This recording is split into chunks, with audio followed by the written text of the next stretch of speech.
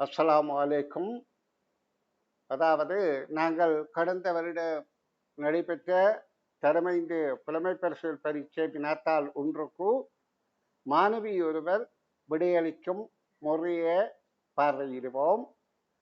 தற்பொழுது நான் பரீட்சைத்தாளை அந்த பிள்ளைக்கு காண்பிக்கின்ற போது பிள்ளை அந்த பரீட்சைத்தாளுக்கு விடை அளிக்கக்கூடிய முறை எவ்வாறு, இது கடந்த வருட அரச பரீட்சைத்தாள், அது சார்பான விளக்கம் தருவா கேட்போம். சரி, முதலாவது பக்கம் ஆரம்பிங்கம்மா சீரா.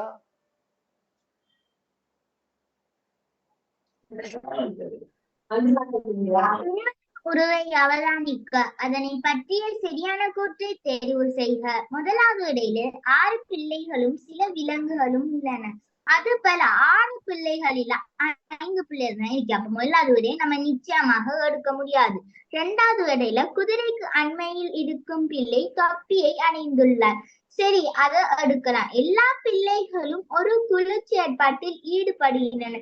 இவ எல்லாருமே ஒரு குழு செயற்பாட்டுல ஈடுபடவில்லை. இவ எல்லாருமே தனித்தனியா தான் விளையாடுறாங்க. அப்ப 2வது விடை குதிரைக்கு அண்மையில் இருக்கும் பிள்ளை தொப்பி அணிந்துள்ளார். அப்ப நீங்க இந்த 2வது விடைதான் பொருத்தம் என்று சொன்னீர்கள். என்ன காரணம் என்றால், இதுல இருக்கிற தரவுகளின்படி, அதாவது குதிரைக்கு அண்மையில் இருக்கும் பிள்ளை தொப்பி அணிந்திருக்கின்றது என்றதை நாங்க உறுதிப்படுத்தலாம். மற்ற எல்லா பிள்ளைகளும் ஒரு குழு செயற்பாடு என்றதை உறுதிப்படுத்தலாம். ஒவ்வொருத்தரும் ஒரு வேலை. மற்ற 6 பிள்ளைகளும் சில விலங்குகள் என்றது இங்க 5 பிள்ளைகள் தான் அந்த கப்பாதுகள் தவறு. சரி, வெரி குட். இனி அடுத்த வினாவுக்கு விளக்கம் சொல்லுங்க. பின்வரும் உருவில் A எனும் B எனும் குறிக்கப்பட்டுள்ள வெற்றிடங்களுக்கு முறையே பொருத்தமான இரு உருப்பகுதிகளும் யாவை? இப்ப முறையே கேட்டிருக்கிறாங்க. நம்ம முதலாக ஏ தான் காணணும். ஏல இடது கை பக்கத்து கை தான் இல்ல.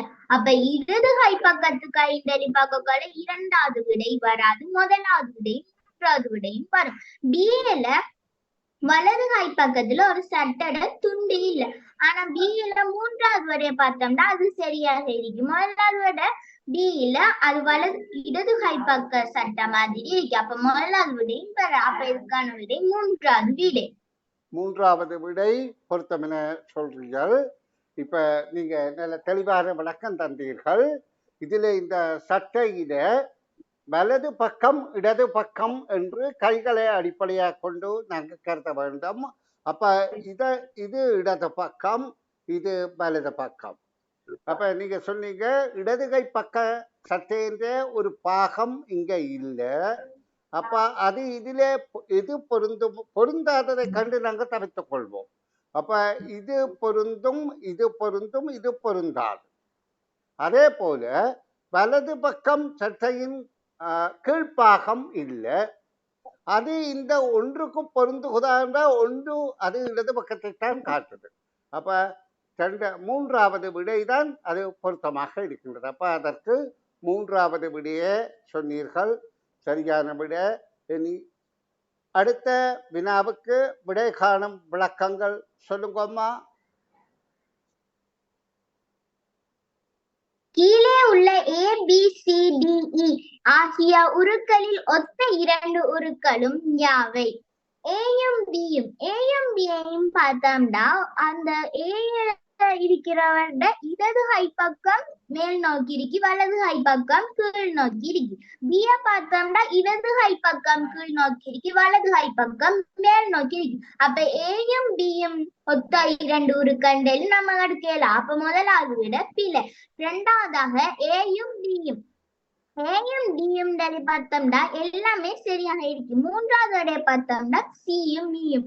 சியில ஒரு பெண் பிள்ளைடம் ஒரு ஆண் பிள்ளைடம் முடி வலது பக்கமாக இது சீவி காணப்படுது. ஈல பார்த்தோம்னா அது இடது பக்கமாக சீவி காணப்படுது. அப்ப சியும் மீயும் பல. அப்ப 2வது விடை ஏயும் டியும். Very good, very good. அதாவது இதுல ஒத்த 2 உருக்களைத்தான் தெரிவு செய்ய சொல்லி கேட்டிருக்கிறது. அதற்கு பிள்ளை முதலாவது விடை ஏன் பொருத்தமில்லை என்றால், இந்த 2 சிறுமிகள் இருக்கிறார்கள், அவர்களுடைய கைகள் அமைந்திருக்கிற கோணம் அதாவது முதல் சிறுமியின் கை முதல் படத்துல இப்படி இருக்குது, பியில இப்படியாக இருக்கின்றது, உபதிசையில மாறி இருக்கின்றது. அடுத்த சிறுமி ஓகே. ஆனா இந்த ஒரு தவறை இந்த விடை பொருந்தாம விடுவதற்கு சரி. இப்ப ஏயின் நாங்கள் ஒப்பிட்டு பார்த்த போது அது ஓரளவு கூடிய பொருத்தமாக இருக்கின்றது, ஒரு தவறும் காண்பதற்கு இல்லை. அப்ப அதை விடையாக தெரிந்தாலும் சியும் ஈயும் ஏதாவது பொருந்துகின்றதா என்று பார்த்தால் அதுக்குள்ள பொருத்தமில்லாமல் இருக்கிறது. என்ன காரணம் என்று சொன்னால் அது ஒரு ஆண் பிள்ளை ஒரு பெண் பிள்ளை தான். ஆனா அந்த பிள்ளையின் சட்டங்கள்ல இருக்கின்ற அடையாளங்கள் போன்றன மற்றது இந்த தலை, அந்த சிறுவன் தலை வாரப்பட்டிருக்கிற பக்கம் மாறி இருக்கின்றது. ஆகவே அதுவும் பொருந்தாது. அப்ப நாங்க இவற்றை உன்னிப்பாக நிர்வகிக்கிற போது இரண்டாவது தான் பொருத்தம். சரி, அடுத்த கேள்விக்கு விட சொல்லுங்க.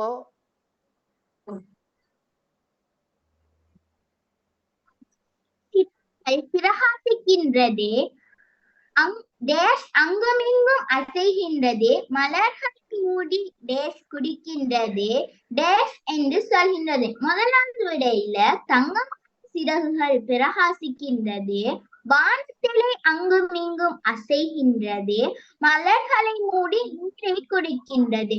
நீர் மலர்களை மூடி நீரை குடிக்காது. அப்ப முதலாவது விட பிழை. இரண்டாவது அடைய பார்த்தோம்னா தங்கமான சிறகுகள் காற்றினிலே அங்குமிங்கும் அசைகின்றது, மலர்களை மூடி மகரந்தம் குடிக்கின்றது. மகரந்தம் குடிக்கின்றது பட்டம் என்று சொல்கின்றது. பட்டம் மகரந்தம் குடிக்காது. அப்ப இரண்டாவது விடையும் சில. மூன்றாவது அடைய பார்த்தோம்னா தங்கமான சிறகுகள் பிரகாசிக்கின்றது, தேனை தேனை காற்றினிலே அங்குமிங்கும் அசைகின்றது, மலர்கள் மூடி தேனை குடிக்கின்றது, வண்ணத்தி பூச்சி என்று சொல்கின்றது. வண்ணத்தி பூச்சி தேன் குடிக்கும். அப்ப மூன்றாவது விட சரி. Very good. அதாவது இங்க வெற்றிடங்களுக்கு பொருத்தமான சொற்களை நிரப்பி நாங்கள் பார்க்கின்ற போது முதலாவதுல வானத்திலே அங்குமிங்கும் அசைகின்றது என்பது ஓரளவுக்கு பொருந்தலாம். தங்கமான சிறகுகள் பிரகாசிக்கின்றன, வானத்திலே அங்குமிங்கும் அசைகின்றது என்றதை ஓரளவுக்கு நாங்கள் பொருத்தமானதாக எடுத்துக்கொள்ளலாம். ஆனா மலர்களை மூடி நீரை குடிக்கின்றது என்றது தவறு. ஆனபடியால் முதலாவது விடை பொருந்தாது. அடுத்தது காற்றினிலே அங்குமிங்கும் அசைகின்றதே, சரி. ஆனா காற்றினிலே அடுத்த மகரந்தம் ஒரு குடிக்கிற பொருள் அல்ல.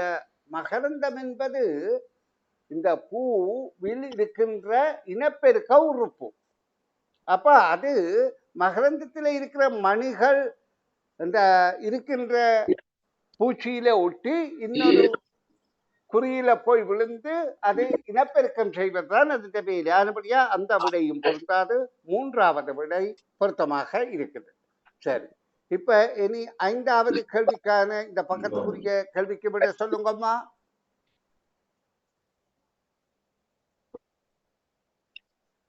பரிபடத்தில் உள்ள வெறும் அடைப்புக்கு பொருத்தமான உரு யாது?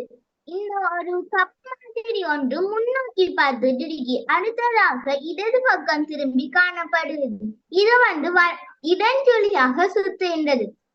முதலாவதாக 6 மணியை காட்டுது, இரண்டாவதா 3 மணியை காட்டுது, மூன்றாவதா 12 மணியை காட்டுது. முதலாவது நிறையில இரண்டாவது நிறைய பார்த்தோம்னா அது 3 மணியை காட்டுது, அடுத்ததாக 12 மணியை காட்டுது, அடுத்ததாக 9 மணியை காட்டுது. இதுவும் இடஞ்சுழியாக சுத்து. மூன்றாவது நிறைய பார்த்தோம்னா 12 மணியை காட்டுது, அடுத்த 9 மணியை காட்டுது. அப்ப நேராக நிலைக்குத்தா முன்னோக்கி பார்த்துட்டு நிக்கணும். 6 மணியை காட்டும். அப்ப இதுக்கான விடை இரண்டாவது விடை. அதாவது இந்த மாதிரியான வினாவை நீங்க வேறு எங்கேயாவது சந்தித்திருக்கிறீங்களாமா?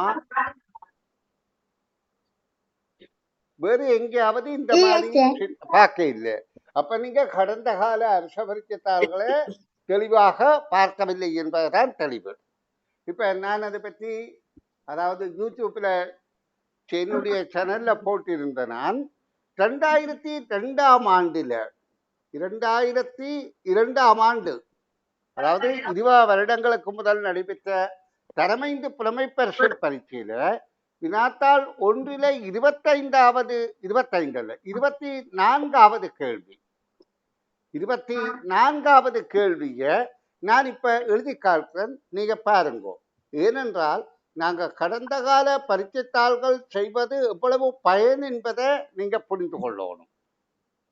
அதுல இப்படியாக 3 அடைப்புகள் தரப்பட்டு அந்த அடைப்புகளுக்கு ஒவ்வொரு அதாவது பாத்திரங்களை தந்துவிட்டு அதின் 4வது நிலை கேள்வியாக கேட்கப்படுது.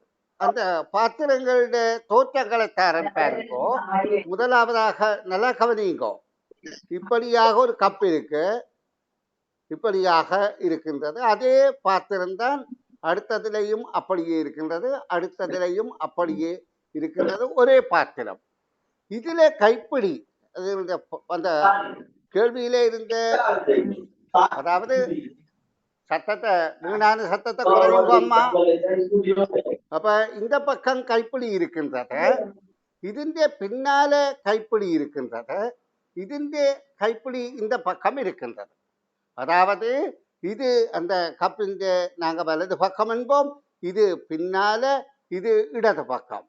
அப்ப அடுத்த நிலையிலே விடையாக வர வேண்டியதுல இந்த கப்பிന്റെ கைப்பிடி இங்க காணப்படும். அப்ப இது 2002ஆம் ஆண்டுல கேட்கப்பட்ட கேள்வி. அதை அடிப்படையாக கொண்டுதான் இது வலஞ்சொலியாக திரும்புதும். இப்ப இது இங்க இடஞ்சொலியாக திரும்புதும், கால் வட்டம் இடஞ்சொலியாக திரும்புகின்றது. அப்ப இதன்படி இது இங்க திரும்பி கால்வட்டம் வந்திருக்கு, திரும்ப இங்க திரும்பி வந்தோன்னு இந்த பாத்திரத்தின் கைப்பிடி இங்க இருக்கும். அப்ப 2வது விடை பொருத்தம் என நாங்கள் கண்டுகொண்டோம். சரி, நல்ல அம்மா, வாழ்த்துக்கள். இனி நான் உங்களுக்கு அடுத்த பக்க வினாக்களுக்கு விடை காணும் விளக்கம் உங்களிடமிருந்து கேட்கிறேன். நீங்க இந்த பக்கத்துக்கான விடைகளை சொல்லுங்க. இப்ப இது கடந்த வருடம் நடைபெற்ற அரச பரீட்சை தாள். இந்த தாளுக்கு விடையளிப்பதன் மூலம் நாங்க ஓரளவு இந்த வகுப்பில 2 பிரிவுகளாக பிரித்து வகுப்புக்கு விடையளிப்போம். உங்களால முடிந்த அளவில் விடையளிப்போம். இப்ப 6வது கேள்வியை சொல்லுங்கம்மா. கண்ணனின் தாயின் சகோதரனின் மகள் கீதா எனின் கண்ணன் கீதாவின். கண்ணன் தாயிட சகோதரன் தம்பியாகவும் இருக்கலாம், அண்ணனாகவும் இருக்கலாம். அவரோட மகள் தான் கீதா. இப்போ கண்ணன் கீதாவுக்கு யாருன்னு கேட்டா கீதாவோட தந்தையின் சகோதரியின் மகன் ஆவான். அப்ப தந்தையின் சகோதரியின் மகன் ஆவாங்கிற முதலாவது விடை. தந்தையின் சகோதரியின் மகன் ஆவான் என்ற முதலாவது விடை. அப்ப அதற்கான விளக்கம், அதாவது பாருங்க, தந்தையின் சகோதரியின் மகன் ஆவான். கண்ணனின் தாயின், இப்ப இங்க சொல்லப்படுது கண்ணனின் தாயின் சகோதரனின் மகள் தான் கீதா. இப்ப கேட்கப்படுது கண்ணன் கீதாவின். அப்ப கீதாவின் அதாவது சகோதரனின் மகள் என்ற கீதாவின் அம்மா அப்பாட சகோதரியின் மகன் தான் கண்ணன். அப்ப கீதாட தந்தையின் சகோதரியின் மகன்தான் கண்ணனாக இருக்கின்றான். அப்ப இங்க என்ன கேட்கப்படுது? கீதாவுக்கு கண்ணன் என்ன உறவு முறை என்று கேட்கப்படுகின்றது. அப்ப முதலாவது விடை பொருத்தமாக இருக்கின்றது. அப்ப இது உறவு முறையில நாங்க தர்க்க ரீதியில சரியானபடியா காணுதல்.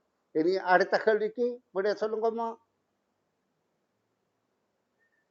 ஒரு பாத்திரத்தில் 10 சிவப்பு பந்துகளும் 8 மஞ்சள் பந்துகளும் 6 வெள்ளை பந்துகளும் உள்ளன.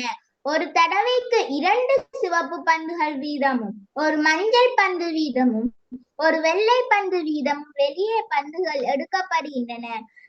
அவ்வாறு பந்துகள் வெளியே எடுக்கப்படத்தக்க தடவைகளின் எண்ணிக்கை முடிவடைந்த பின்பு பாத்திரத்தில் எஞ்சியிருக்கும் பந்துகளின் மொத்த எண்ணிக்கை யாது?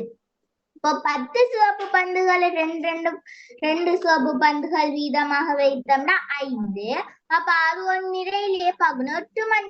8 மஞ்சள் நிற நிற பந்துகளை வச்சோம்னா 8ல இருந்து 5 போனா 3 மஞ்சள் நிற பந்துகள் மீதியாக இருக்கும். 6 வெள்ளை பந்துகள் அடுத்ததாக ஒன்றொன்றா வச்சோம்னா 5 மஞ்சள் பந்துகளை 6ல இருந்து 5 கழிச்சோம்னா 1 மீதியா இருக்கும். அப்ப 3ஐயும் 1ஐயும் கூட்டினோம்னா 4 பந்துகள் மீதியாக இருக்கும். அப்ப 4ங்கும் 2வது விடை.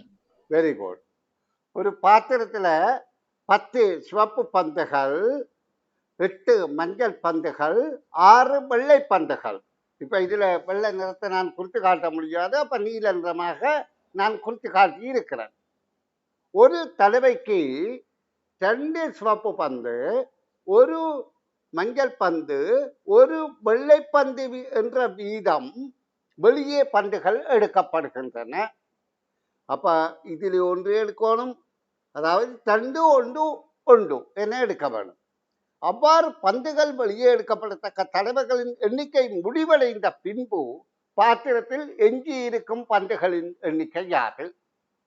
அப்ப நாங்க பார்ப்போம். இதுல 2 படி 5 தடவைகள் எடுக்கலாம். நல்லா கவனித்துக் கொள்ளுங்க. 5 தடவை எடுத்த உடனே பந்து முடிந்துடும். அப்ப இதிலே 1 படி 5 தடவை எடுத்த உடனே 3 மீதமாக இருக்கும். இதுல 1 படி 5 தடவை எடுத்த உடனே 1 மீதமாக இருக்கும். இப்ப மீதமாக இருக்கிற பந்துகள் தான் எண்ணிக்கை தான் கேட்கப்படுகிறது. இன்னும் நிறமண்டு கூடி கேட்கவில்லை. அப்ப 4 என்பது கேள்விக்கான விடை. Very good. அடுத்த கேள்விக்கு விடை சொல்லுங்கம்மா. எல்லா விதங்களிலும் ஒன்றொன்று ஒத்த 6 கணினிகள் இரு பாடசாலைக்கிடையே விநியோகிக்க வேண்டியுள்ளது. ஒவ்வொரு பாடசாலைக்கும் கிடைக்கத்தக்க கணினிகளின் எண்ணிக்கை வேறுபடலாம். ஒவ்வொரு பாடசாலைக்கும் ஒரு கணினி அந்த 6 கணினிகளையும் விநியோகிக்கத்தக்க வேறுபட்டு எத்தனை விதங்கள் உள்ளன? இப்போ முதலாவதாக 1 5 சொல்லி இரு பாடசாலைக்கு கொடுக்கலாம். 1 5 சொல்லி, இரண்டாவதாக 2 4 கொடுக்கலாம், மூன்றாவதாக 3 3 கொடுக்கலாம், நான்காவதாக 2 4 2 கொடுக்கலாம், ஐந்தாவதாக 5 1 கொடுக்கலாம். இப்ப வேறுபட்ட எத்தனை விதங்கள் 5 விதங்கள்ல கொடுத்திருக்கோம். அப்ப 5 முதலாவது விடை. Very good. வேறுபட்ட 5 விதங்களில் கொடுக்கலாம் என்பதுதான் நீங்க சொல்ற விட. Very good. அதாவது எல்லா விதங்களிலும் ஒன்றை ஒன்று 6 கணினிகளின் எண்ணிக்கை 6. அதை இருவேறு பாடசாலைகளுக்கு, ஒரு பாடசாலைக்கு கணினி 1வது கொடுக்கணும். வேறுபட்ட எண்ணிக்கை கொடுக்கலாம். ஆனா ஒரு பாடசாலைக்கு 1வது கிடைக்க வேண்டும் என்றால் எத்தனை வேறுபட்ட விதங்கள்ல கொடுக்கலாம் என்று கேட்கப்படுது. இப்ப 2 பாடசாலை என்பதை நான் இங்க குறித்து காட்டுறேன். இது ஒரு பாடசாலை, இது ஒரு பாடசாலை. இப்ப இது 1 கொடுத்தால் இதுக்கு 5 கொடுக்கலாம். இதே மாதிரி இதுல 2 கொடுத்தால் 4, 3 கொடுத்தால் 3, 4 கொடுத்தால் 2, 5 கொடுத்தால் 1. அதாவது 5 வகையில வேறுபட்ட எண்ணிக்கையில கொடுக்கக்கூடியதாக இருக்கின்றது. அப்ப இந்த கேள்வியில என்ன கஷ்டம் என்றால், ஒரு கஷ்டம் இல்லை, கேள்வியை வாசித்து விளங்கி விடையளிக்கிறதான் கஷ்டம். ஏனென்றால் இது 2023 கடந்த வருடம் கேட்கப்பட்ட கேள்விகள். அந்த கேள்விகளை வந்து பரிச்சத்தால பார்த்த பிறகு பல பெற்றோர் பெரிய ஆதங்கப்பட்டார்கள். ஐயோ, பேப்பர் சரியான கஷ்டம் சார், கஷ்டம் கஷ்டம் என்று. பேப்பர் கஷ்டம் இல்லை, பிள்ளை நல்ல பயிற்சி செய்து வாசிக்க பழகி விளங்கி கொள்ற ஆற்றல் இருந்தா பேப்பர் ஈஸி. அத இப்ப ஒரு பிள்ளை, ஒரு மாணவிதான் இந்த கேள்விகளுக்கு விட சொல்லி கொண்டிருக்கிறார். அவ இப்ப அதை நிரூபிக்கின்றார். சரி, அடுத்த கேள்விக்கு விட சொல்லுமா. முரளி ஒரு குறித்த ஆண்டிலே ஜனவரி மாதத்தின் கடைசி ஞாயிற்றுக்கிழமை பிறந்தான். சங்கரி அதே ஆண்டில் பிப்ரவரி மாதத்தின் 1ஆம் ஞாயிற்றுக்கிழமை பிறந்தாள். இவ்விரு நாட்களையும் குறிக்கும் எண்களின் மொத்தம் 38 ஆகும். முரளியின் பிறந்த திகதி ஜனவரி மாதத்தின் இப்போ ஒரு வாரத்துல 7 நாட்கள் இருக்கும். இவ 2 பேரும் பிறந்ததை கூட்டினா 38ஆம். ஜனவரி மாதத்துல கடைசி ஞாயிற்றுக்கிழமை பிறந்திருக்கு. அப்போ ஒரு வாரத்துல 7 நாட்கள் 38ல இருந்து 7 கழித்தோம்னா அவரு 31ஆம் தேதி பிறந்திருக்கணும். இப்போ 31ஆம் தேதிங்கிற 3வது விடை. Very good. அதாவது குறித்த ஆண்டிலே ஜனவரி மாதத்தின் கடைசி ஞாயிற்றுக்கிழமை முரளி பிறந்திருக்கிறார். இங்கே தரப்பட்ட தரவு. அதே ஆண்டில முதலாம் ஞாயிற்றுக்கிழமை சங்கரி பிறந்தால். இவ்விரு நாட்களையும் குறிக்கும் எண்களின் மொத்த தொகை 38. முரளி பிறந்த திகதி யாது? அப்போ 7 நாள் இடைவெளி இருக்கணும் என்றால் 38ல் 7 வித்தியாசமாக இருக்க வேண்டும். அப்ப 31 வரலாம். அப்ப 31 ஞாயிறு வந்தால் அடுத்து 7ஆம் திகதி அடுத்த ஞாயிறு வரலாம். அப்ப 38ல் இந்த 2 முறையில தான் 7 நாள் வித்தியாசமாக இருக்க முடியும். அப்ப முரளி பிறந்தது 31ஆம் திகதி என்ற கேள்விக்கான விடை பொருத்தமானது. அடுத்த கேள்வி. சுந்தரி சுந்தரனையும் பார்க்க 2 வயது ஆவாள். சுந்தரன் 2005ஆம் ஆண்டில் பிறந்தார். சுந்தரி பிறந்த ஆண்டு 2 வயதினால் இளையவள்னா 2005ஓட 2 கூட்டினோம்னா 2007. 2007 அவ வந்து 1லிருந்து 6க்குள்ள 1 மாதத்துல இருந்து 6 மாதத்துக்குள்ள பிறந்திருந்தாண்டா 2007 நினைக்கலாம். அடுத்ததாக 7லிருந்து 12க்குள்ள பிறந்திருந்தாண்டா 2008 நினைக்கலாம். 2007, 2008 ஆகிய 2 ஆண்டுகளில் ஒன்றாகின்ற 3வது விடை. Very good. அதாவது இங்கே சொல்லப்படுகின்றது என்னென்றால் சுந்தரன் பிறந்த ஆண்டுதான் சொல்லப்படுகின்றது. சுந்தரன் அண்ணா. சுந்தரனுக்கு பிறகுதான் 2.5 வருடம் கழித்து சுந்தரி பிறந்திருக்கிறாள். 2.5 வருடங்கள் கழித்து. அப்ப சுந்தரன் பிறந்த ஆண்டுதான் இங்கே சொல்லப்படுகிறதே ஒழிய எந்த மாதங்கள் என்று சொல்லவில்லை. அப்ப சுந்தரன் 1ஆம் மாதத்துக்கும் 6ஆம் மாதத்துக்குள்ளும் பிறந்திருக்கலாம், அல்லது 7ஆம் மாதத்துக்கும் 12ஆம் மாதத்துக்குள்ளும் பிறந்திருக்கலாம். முதல் 6 மாதத்துக்குள்ளே சுந்தரன் பிறந்திருப்பானா இருந்தார் பாருங்கோ, அரை வருடம் இதுக்குள்ள போயிடும். அரை வருடம் இதுல கழிந்தால் அடுத்து 2006, 2007 சுந்தரி பிறந்திருக்கலாம். இந்த அரை வருடம் இப்படி கழிக்கப்பட்டிருந்தார். அப்படி இல்லை, 2வது 6 மாதத்துக்குள்ள சுந்தரன் பிறந்திருந்தால் 1 வருடம் 2 வருடம் அடுத்த வருடத்திலேயும் அரை வருடம் வரும். அப்ப 2005 பிறகு 2006, 2007, அப்ப 2008 தான் இந்த அரை வருடம் வந்திருக்கும். 2008. அப்ப 2008 பிறந்திருக்கலாம். அப்ப கேள்விக்கான விடை 2007, 2008 என்பது ஆகும். இனி அடுத்த கேள்விக்கு விட விளக்கம் சொல்லுங்கம்மா.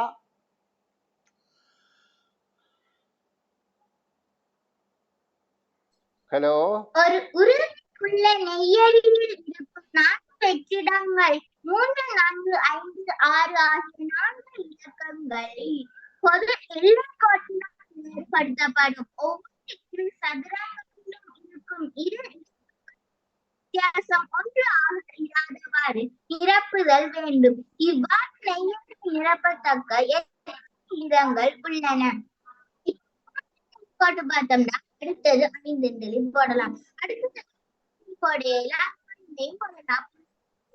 எடுத்துக்கொள்ள முடியாது.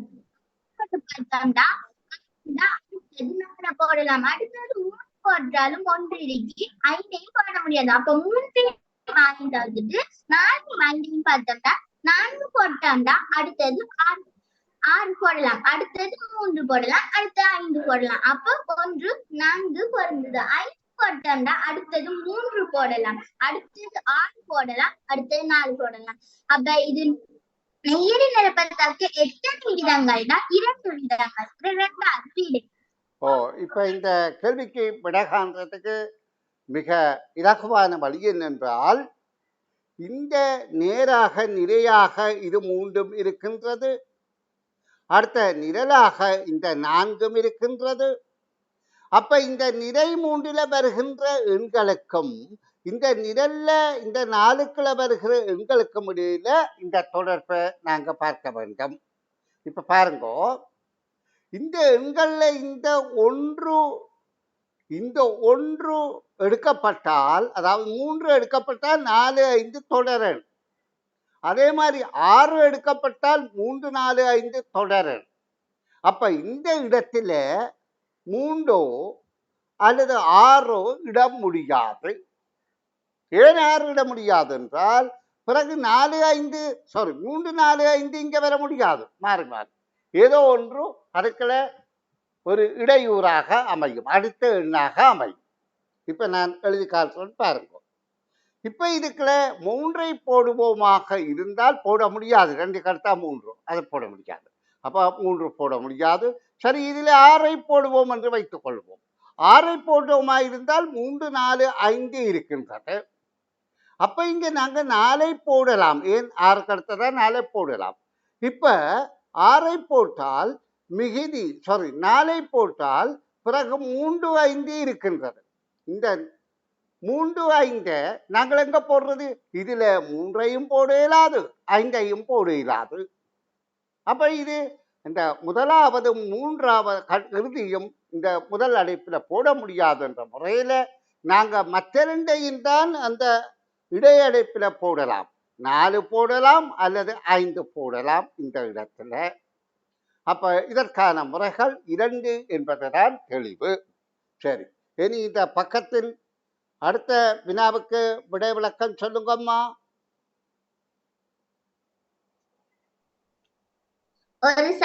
நிமலனின் ஒரே சகோதரன் விமலன் ஆவான். நிமலி என்பவள் நிமலனின் ஒரே சகோதரி ஆவாள். நிமலியின் ஒரே சகோதரி விமலி ஆவாள்.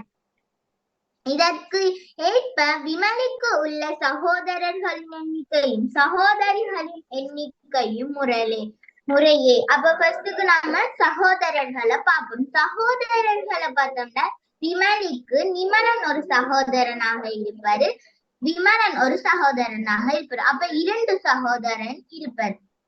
சகோதரிகளை பார்ப்போம்னா நிமலி மற்றும் அவருக்கு சகோதரியாக இருப்பா. அப்ப 2 ஒன்றும் ஆகுன்ற 3வது விடை. Very good. அதாவது கேள்விக்கான விடை விளக்கம், நிமலனின் ஒரே சகோதரன் விமலன் ஆவான். அப்ப நிமலன் விமலன் என்றவர்கள் சகோதரர்கள், ஆண்கள். நிமலி என்பவள் நிமலனின் சகோதரர், இங்க நிமலன் சொல்லப்பட்டிருக்கு, சகோதரி ஆவாள். நிமலியின் ஒரே சகோதரி விமலி ஆவாள். அப்ப எங்களுக்கு தெரியுது நிமலன் நிமலி, விமலன் விமலி என்ற 4 பேர் தான் அந்த குடும்பத்தில் இருக்கிறார்கள். இதற்கு ஏற்ப விமலிக்கு இருக்கின்ற சகோதரர்கள் 2 பேர், சகோதரி ஒருவராகத்தான் இருக்க முடியும். அப்ப எண்ணிக்கை முறையேன்றதுக்கு 2க்கு 1 என்ற விடைதான் பொருத்தமானது. இனி அடுத்த 13வது வினாவுக்கு விடை காணும் விளக்கம் சொல்லுங்கம்மா. ஒரு சமதள நிலத்தில் வரையப்பட்டுள்ள ஒரு சதுரத்தின் உச்சிகளில் B, C, D ஆகிய 4 ஏவிற்கு வடக்கே பியும், பிக்கு மேற்கே சியும், சிக்கு தெற்கே டியும் இருக்குமாறு அமர்ந்துள்ளன. ஏனவர் சியிற்கும் டியிற்கும் முறையே எத்திசைகளில் அமர்ந்துள்ளார். இப்போ ஏ வந்து இடது பக்கம் இருக்கும் வலது பக்கம் இருக்கும் மண்டல் நிச்சயமாக கூற முடியாது. ஏக்கு வடக்கே பி, பிக்கு மேற்கே சி. அப்ப பி ஏ வந்து இடது பக்கம் தான் இருக்கும், பிக்கு மேற்கே சி இருக்கும், சிக்கு தெற்கே டி இருக்கும். இப்ப ஏங்கிறவர் சிக்கும் டிக்கும் தான் கதிக்கிறது. சிக்கு வந்து தென்கிழக்கு திசை, டிக்கு கிழக்கு திசை. அப்ப தென்கிழக்கு கிழக்குங்கிற முதலாவது விடை. Very good, very good. இதுல சொல்லப்பட்ட தகவலை நாங்க நன்றாக புரிந்து கொள்ளணும். ஏபிசிடி என்ற 4 பேர் 4 உச்சிகள் 4 மூலைகளில் நிற்கிறார்கள். ஒரு சதுரத்த உச்சி என்பது மூலை. சரி, இதுல முதல் தகவல் ஏக்கு வடக்கே. இங்க தரப்பட்ட தகவலை நாங்கள் பார்த்தால் ஏக்கு வடக்கே பி. அப்ப ஏ இந்த இடத்திலும் நிக்கலாம், இந்த இடத்திலும் நிக்கலாம். அப்ப நாங்க இந்த தரவை முதல் போடாம பியிற்கு மேற்கே சி. அப்ப பியிற்கு மேற்கே என்றால் மேற்கே என்பது இந்த பக்கம். அப்ப பி இங்கே நின்றால் தான் பியிற்கு மேற்கே சி இங்கே நிற்க முடியும். பியிற்கு மேற்கே சி. இப்ப எங்களுக்கு இதிலே ஏ என்பது நிச்சயமாகி விட்டது. ஏற்கு வடக்கே பி, பியிற்கு மேற்கே சி, சியிற்கு தெற்கே டி. இப்ப சியிற்கு தெற்கே டி. இப்ப கேள்வி என்ன? ஏ ஆனவர், இப்ப ஏ என்கின்றவர், இந்த ஏ என்பவர் சியிற்கும் டியிற்கும், சியிற்கு எந்த திசையில நிற்கிறார், டிக்கு எந்த திசையில நிற்கிறார். அப்ப எங்களுக்கு தெரியும் சியிற்கு உபதிசையில நிற்கின்றார், அது தென்கிழக்கு திசை. அப்ப தென்கிழக்கு என்ற விடையுள்ள இந்த ரெண்டு விடை இருக்கின்றது முதலாவதுக்கு. ஏனென்றால் இங்க முறையே என்று கேட்கப்பட்டபடியா. அடுத்தது சியிற்கு தென்கிழக்கு, டியிற்கு கிழக்கு திசை. அப்ப இது பொருந்தாது. அப்ப இந்த விடைதான் பொருந்துகின்றது. சரி, அடுத்த 14வது வினாவுக்கு விடவிலக்கம் சொல்லுங்கம்மா. செவ்வகத்துக்குள்ள சாயாக நிலம் சுற்றப்பட்டு செவ்வகத்துக்குள்ள புள்ளி வைக்குமதி நிலம் சுற்றப்பட்டு சமன் 2 சதுரம் நிலம் சுற்றப்பட்டு செவ்வகம் நிலம் சுற்றப்பட்டு 2 சதுரங்கள் நிலம் சுற்றப்பட்டு ஆவதற்கு வினாக்குறி உள்ள இடத்திற்கு பொருத்தமான உரு யாது? செவ்வகம் நிலம் சுற்றி இருக்கிறது, அப்படியோ வரும். 2 சதுரங்கள் நிலம் சுற்றத்துக்கு சமன் 2 செவ்வகங்கள் நிலம் சுற்றிருக்கிற செவ்வகங்கள ஒன்று புள்ளி வச்சிருக்கணும். அப்ப 2 செவ்வகங்கள் நிலம் சுற்றிருக்கணும், ஒரு செவ்வகம் புள்ளி வச்சிருக்கணும். அப்படி இருக்கிற விடைய பார்த்தோம்னா 2வது விடை. Very good. அதாவது இங்கே ஒரு வடிவம், முதலாவது 2 வடிவங்களை தந்துவிட்டு அதற்கு 2 சமனான நிறங்களை தந்துவிட்டு பிறகு 3ஐ தந்துவிட்டு அதற்கு எந்த 3 பொருந்தும் என கேட்கின்றார்கள். இப்ப நாங்க உற்று கவனிக்க வேண்டும். இந்த 2க்கும் இந்த 2ம் சமன் என்றால் இப்ப கேட்கப்படுறது இந்த 2ம் இங்கே திரும்ப வந்திருக்கின்றது. இந்த ஒன்றும் சேர்க்கப்பட்டால் இதோடு அந்த ஒன்று சேர்க்கப்பட்டதான விடைதானே பொருந்தும். அப்ப 2 சாய்கோடுகள் உள்ள செவ்வகம் இங்கே இருக்கின்றது. அதாவது அடுத்ததாக இந்த புள்ளிகள் உள்ளதாக இருக்கின்றது. ஏன்? இந்த 2க்கும் இந்த 2ம் பொருந்துகின்றது. அப்ப 2வது விடைதான் பொருத்தமானது என்பது, அதாவது சீரா எனும் மாணவியின் விரிவான விடை விளக்கம். Very good. இப்ப நான் இதுவரையில 2023ஆம் ஆண்டின் மொத்தம் 14 வினாக்கள் சீராவிடமிருந்து விடை காணும் விளக்கங்கள் வழங்கியிருக்கிறேன். இதே போல வேறு வேறு மாணவர்களும் விடையளிக்கிற முயற்சி வழங்க வேண்டும் என்றதால நான் ஏனைய மாணவர்கள், இவர்கள் என்னுடைய சூம் வகுப்பிலே தொடர்ச்சியாக கல்வி கற்ற மாணவர்கள், அவர்களை ஒவ்வொருவராக அழைத்து அவர்களிடமிருந்து நான் அவர்கள் இந்த கேள்விகளுக்கு எவ்வளவு சரளமாக விடையளிக்கிறார்கள் என்பதை காண்பிக்க விரும்புகின்றேன். நன்று மாணவர்களே, நான் இப்ப இந்த காணொலியை இத்தோடு நிறைவு செய்கின்றேன். அடுத்ததை மீண்டும் சந்திப்போம்.